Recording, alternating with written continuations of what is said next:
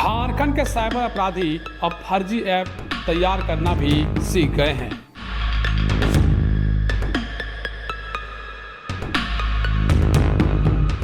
ये फर्जी app antivirus की पकड़ में ना आए, इसकी तोड़ भी साइबर अपराधियों ने निकाल ली है।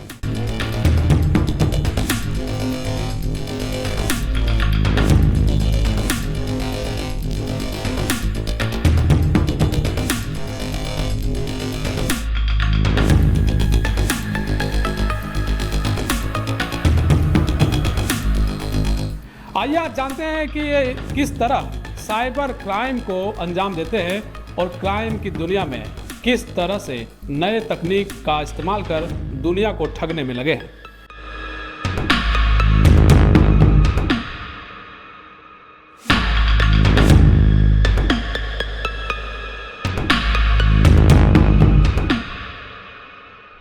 नमस्कार, मेरा नाम विकास है और आप देख रहे हैं समाधान कब तक।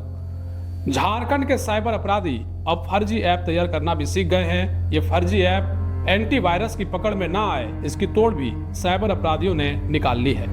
इसका खुलासा जामताड़ा में डीके बॉस के नाम से 11 करोड़ से अधिक की ठगी कर चुके साइबर अपराधियों के समूह की गिरफ्तारी के बाद हुआ है। खुलासे के बाद राज्य की सीआईडी मुख्यालय और केंद्रीय गृह मंत्रालय की संस्था I4C के द्वारा नए साइबर ठगी के मॉडल की तोड़ निकालने की कोशिश शुरू हो गई है।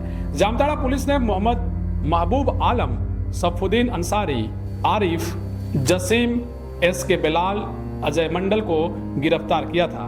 पूछताछ में पता चला कि सभी पहले से ही साइबर अपराध से जुड़े थे। अप्रैल 2023 में सभी एक सॉफ्टवेयर इंजीनियर के संपर्क में आए। उसी ने इन्हें ऐप डेवलप करने के लिए ऑनलाइन ट्रेनिंग दी, जिसके बाद उनका गिरोह जावा प्रोग्रामिंग का इस्तेमाल कर सरकारी योजनाओं के नाम पर मिलते जुलते ऐप बनाने लगा। जांच में यह बात सामने आई कि चैट जीपीटी का इस्तेमाल कर साइबर अपराधियों ने AI आधारित चैट बॉट का इस्तेमाल किया। जब कभी ऐप में दिक्कत आती तो ये चैट जीपीटी का इस्तेमाल कर नया कोड जनरेट कराते थे। इसके बाद फर्जी ऐप एंटीवायरस को भी बाईपास कर जाता था। सरकारी योजनाओं के नाम पर बने इन फर्जी ऐप को ये उपभोक्ताओं के मोबाइल में APK के जरिए इंस्टॉल कराते थे। APK फाइल इंस्टॉल होते ही फोन में मौजूद बैंक खाते, OTP की जानकारी, सारे SMS और कॉल का डाटा साइबर अपराधियों तक पहुंचता था। इस डाटा की मॉनिटरिंग के लिए अपराधियों ने अलग से वेबसाइट बनाई थी। अपराधी जावा प्रोग्रामिंग का इस्तेमाल कर सरकारी योजनाओं के नाम पर मिलते जुलते ऐप बनाते हैं। ऐप में कोई समस्या आने पर चैट जीपीटी का इस्तेमाल कर नया कोड जनरेट कराते हैं। चैट जीपीटी से तैयार किया गया फर्जी ऐप एंटीवायरस की पकड़ से भी बाहर रहता है।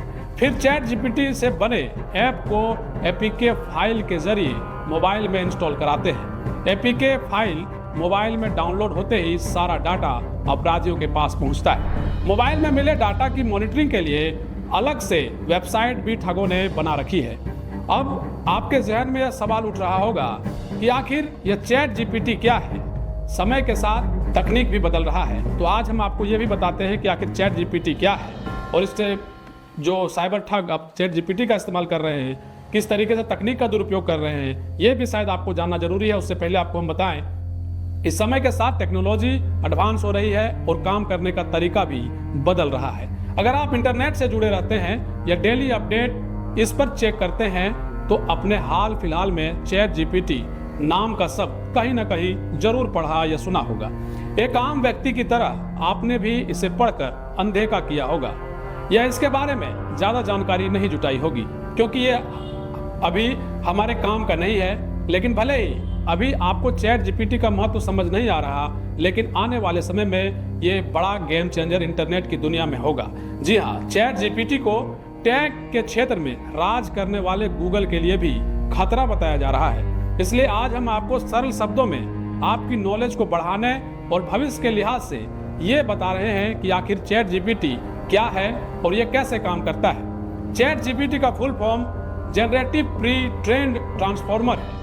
जनरेटिव का मतलब कुछ जनरेट करने वाला या बनाने वाला होता है। ट्रेंड का मतलब जो पहले से ट्रेन किया गया है। साथ ही ट्रांसफार्मर का मतलब ऐसा मशीन लर्निंग मॉडल जो दिए गए टेक्स्ट को आसानी से समझ लेता है। चैट जीपीटी एक चैटबॉट है जिसे ओपन एआई के द्वारा तैयार किया गया है। ओपन एआई आर्टिफिशियल इंटेलिजेंस के क्षेत्र में रिसर्च करने वाली एक कंपनी है जिसकी शुरुआत 2015 में एलन मस्क और सैम अल्टमैन ने की थी। चैट जीपीटी का चैटबॉट आर्टिफिशियल इंटेलिजेंस पर बेस्ड है जो आपके किसी भी सवाल का जवाब आपको गूगल से बेहतर तरीकों से समझा सकता है। गूगल से बेहतर हम इसलिए बोल रहे हैं क्योंकि ये आपको सर्च करने पर गूगल की तरह कई लिंक नहीं दिखाता है, बल्कि फौरन सेकेंड्स में सटीक उत्तर आपके सामने रख देता है। अब हम आपको एक उदाहरण के जरिए समझाते हैं कि कैसे चैट जीपीटी काम करता है। अगर आप ओपन एआई से इस चैटबॉट से पूछेंगे कि आने वाले 74वें गणतंत्र दिवस के लिए एक आर्टिकल लिख कर दें, तो आपको ये कुछ ही सेकंड में एक लंबा चौड़ा आर्टिकल हिंदी या अंग्रेजी जैसा आप चाहते हो आपको लिख कर दे देगा। अगर आप यही बात गूगल पर सर्च करते हैं तो गूगल आपको ना जाने कितने लिंक दे देता है और खुद आपको सर्च करने के लिए कहता है, जबकि यहाँ ये सब कतई नहीं है। चैटबॉट आपको सटीक और सरल शब्दों में सीधे जवाब दे देता है। चैट जीपीटी को डेवलपर ने इस तरह ट्रेन किया है कि जो भी डेटा पब्लिकली उपलब्ध है वह इसके अंदर फीड है। यह एक मशीन लर्निंग बेस्ड चैटबॉट है जिसमें वो सभी डेटा फीड है जो इंटरनेट पर उपलब्ध है। बहरहाल इस चैट जीपीटी को जरूर सुविधाजनक और आपकी सहूलियत के लिए बनाया गया है, इंसानियों की सहूलियत के लिए बनाया गया है, लेकिन इसी चैट जीपीटी का इस्तेमाल कर साइबर ठगी करने वाले साइबर क्रिमिनल एंटीवायरस की तोड़ ढूंढ रहे हैं। सरल शब्दों में कहें तो साइबर क्राइम सीख रहे हैं। यह तो आप भी जानते हैं कि जिस तरीके से तकनीक इंसानों की सुविधा के लिए बनाया गया है, विकास के लिए बनाया गया है, जहां एक तरफ तकनीक का इस्तेमाल सही कार्यों के लिए उपयोग में लाया जाता है, वहीं इन सभी तकनीक का दुरुपयोग भी हो सकता है, जिसका उदाहरण आप सबों के सामने है।